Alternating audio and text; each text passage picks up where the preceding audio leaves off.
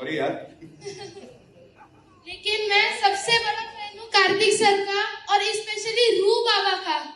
Thank you so much यार, ये अच्छा कुर्ता लेकिन सो स्वीट ऑफ यू। मैं आपको बाहर भी अभी मिला था and it's very very very nice. I think actors के लिए, हम लोगों के लिए बहुत रिवॉर्डिंग होता है।